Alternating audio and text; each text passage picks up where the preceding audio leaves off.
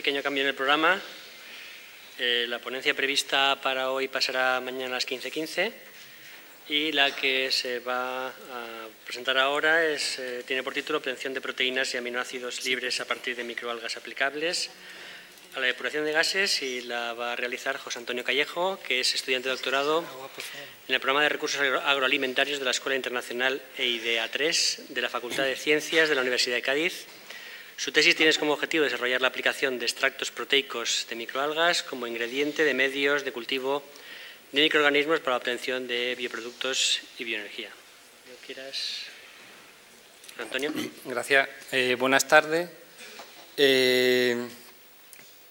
Os voy a presentar un trabajo que estaría, digamos, en la parte final de todo el proceso del que hemos estado hablando hoy. Por ejemplo, ¿qué es lo que podríamos hacer con microalgas que hemos empleado para la depuración de gases? Es un proyecto que es un trabajo que dentro de un proyecto global de revalorización de biogás, en el que estaban involucrados tanto el Departamento de Ingeniería Química como el de Biotecnología de la Universidad de Cádiz.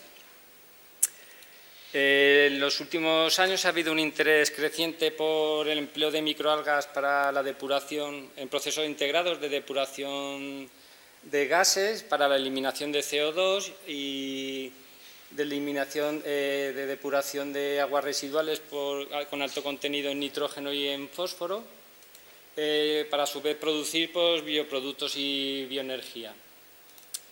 En este marco se encontraría nuestro proyecto financiado por el Plan Nacional, en el que integramos varios procesos biológicos, en el que por un lado está la eliminación del sulfhídrico del biogás, añadimos una etapa de captura de CO2 para lo que es el enriquecimiento en metano del biogás, y además hay otros procesos biológicos como de nitrificación, y a su vez querríamos emplear lo que es el lisivado del vertedero como fuente de nutrientes para estas microalgas. ¿Qué hacer con esta biomasa que producimos? ¿Qué podríamos hacer? Pues extractos proteicos ricos en aminoácidos para luego utilizarlo como medio de cultivo de microorganismos, E. coli, etcétera. En primer lugar, para lograr este objetivo tendríamos que seleccionar una especie de microalga que fuera resistente y, en nuestro caso, que tuviera un alto contenido en proteínas. Chlorella bulgari es una especie adecuada porque tiene una elevada tolerancia a altas concentraciones de CO2, tiene una pared celular resistente y un alto contenido en proteínas. Esta resistencia de su pared celular también para nosotros es un inconveniente porque va a dificultar la extracción de los productos de interés. Hay muchos estudios que han trabajado sobre métodos o evaluar la disrupción celular en microalgas, sobre todo para la extracción de lípidos, por el interés en la producción de biodiesel, para azúcares para bioetanol o como pretratamiento para la mejora de la eficiencia en la producción de biogás. Sobre la fracción proteica de las microalgas, muchos estudios han dedicado a desarrollar nuevos métodos de análisis de proteínas. En otros casos, establecer factores de conversión de nitrógeno a proteína a partir de nitrógeno elemental o KEDLA. Luego, lo que son estudios dedicados a la extracción de proteína e hidrólisis de aminoácidos, podríamos decir que los estudios son más limitados. Morris, por ejemplo, utilizó Chlorella bulgari y tuvo éxito con pancreatina. En otro trabajo de Romero, utilizaron proteasas comerciales para la producción de aminoácidos. Y Killinger utilizó un proceso de autólisis con clamidomonas, que es una especie, un género que se caracteriza por tener una pared celular no muy resistente. Entonces, nosotros antes de empezar a trabajar con proteasas comerciales, queríamos ver si era posible desarrollar un método basado en la autólisis, pero con microalgas de pared celular resistente. De ahí viene el objetivo de nuestro trabajo, que es la obtención de desarrollar un método para obtener proteínas de aminoácidos libres basado en autólisis, pero con un proceso previo de ruptura celular con celulasa. Queríamos evaluar pues, este proceso en especies resistentes como clorela, qué efecto tiene utilizar biomasa fresca, porque lo que necesitamos es que esas proteínas autolíticas tengan toda la funcionalidad para producir aminoácidos y evaluar nuestro diseño experimental. Los cultivos los realizamos en fotobioreactores de 5 litros. En nuestro caso, nuestro interés es conseguir una biomasa homogénea en contenido de proteínas. El cosechado lo hacíamos mediante centrifugación. Necesitamos biomasa fresca y en este caso incluimos un pretratamiento manual con molido durante 5 minutos porque vimos que mejoraba la acción de la celulasa, no porque extrajera proteínas o mejorara, sino que vimos que mejoraba la acción de la celulasa. Los ensayos enzimáticos, con esta biomasa fresca pretratada,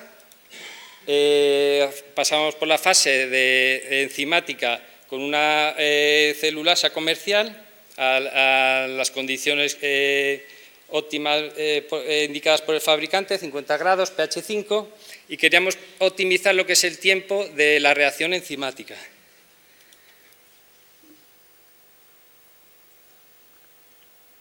A continuación pasábamos a la fase de autólisis, que según la bibliografía es un proceso que se realiza en la obtención de extractos de levadura, pues es durante 24 horas a 50 grados y queríamos probar el pH que optimizaba el proceso. ¿Por qué el pH y los tiempos?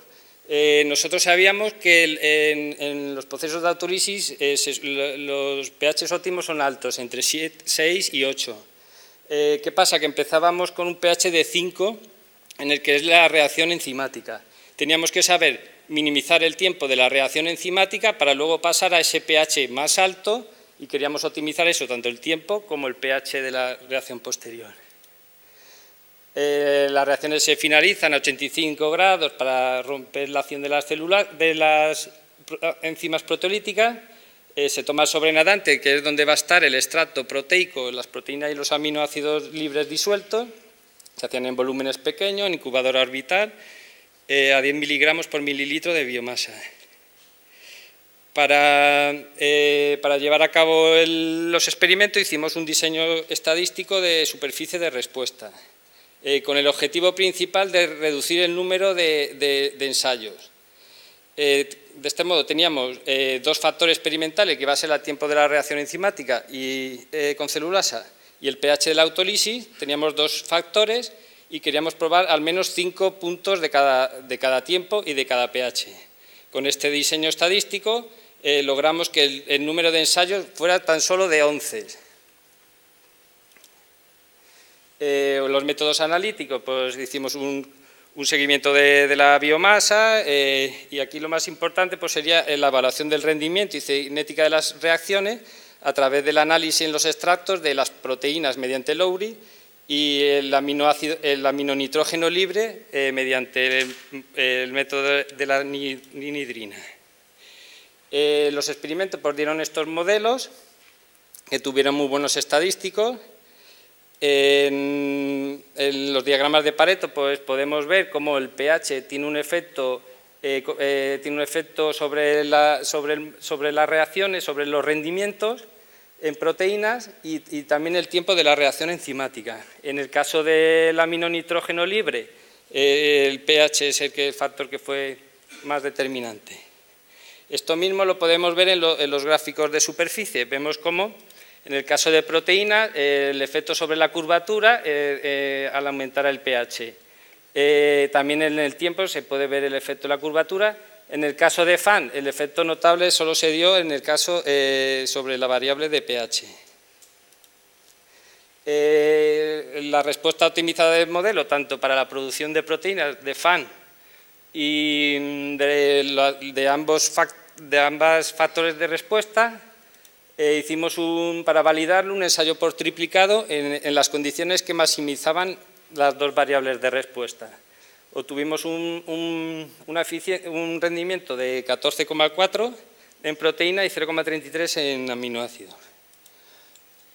Comparado con otros estudios, hemos obtenido unos rendimientos relativamente bajos. También hay que tener en cuenta que estos estudios se han hecho con otras condiciones, normalmente con biomasa liofilizada o, en el caso, por ejemplo, de Morris, con una biomasa que ya tratada con etanol. Sí que es significativo que el rendimiento en FAN fue significativamente bajo.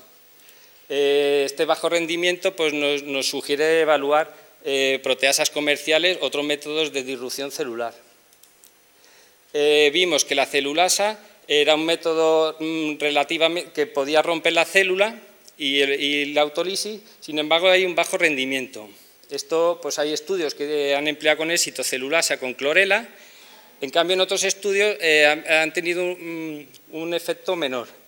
De hecho, se ha llegado en este estudio de Gergen, por ejemplo, se ha sugerido de que clorela no tiene celulosa en la pared celular. Sin embargo, este mismo estudio obtuvo cierto efecto con celulasa y sugirió que podía haber pequeñas cantidades de celulasa en la pared celular o polímeros que podían similares que la celulasa podía hidrolizar.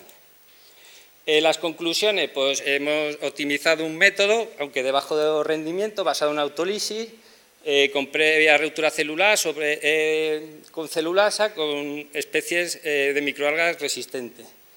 El análisis estadístico ha sido adecuado, los rendimientos que hemos comentado y estos bajos rendimientos de FAN pues, nos sugieren utilizar enzimas proteolíticas o otros métodos de disrupción celular que de hecho estamos trabajando en ello ahora mismo.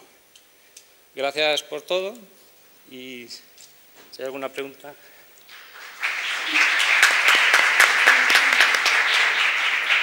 ¿Alguna cuestión? ¿Preguntas? Ya es la última del día. Nadie se atreve. Bueno, pues yo tengo algunas curiosidades, por lo menos. ¿Has trabajado con Chlorella vulgaris? Sí. ¿Pero estaba esterilizado el medio? ¿Era puro el cultivo? Cuando después traíais, ¿os habéis asegurado de que efectivamente solo había hasta...? Usamos Chlorella vulgaris cultivo puro, de colección, de una universidad. Y después es que no lo has mencionado, pero me imagino que está esterilizado todos los medios posteriormente. Claro, el medio de cultivo está esterilizado. Es un medio combo, esterilizado en autoclave y en este caso es todo cultivo puro. ¿Y después habéis medido los polímeros extracelulares que podían ser, habéis sacado? Extracelular es la membrana celular.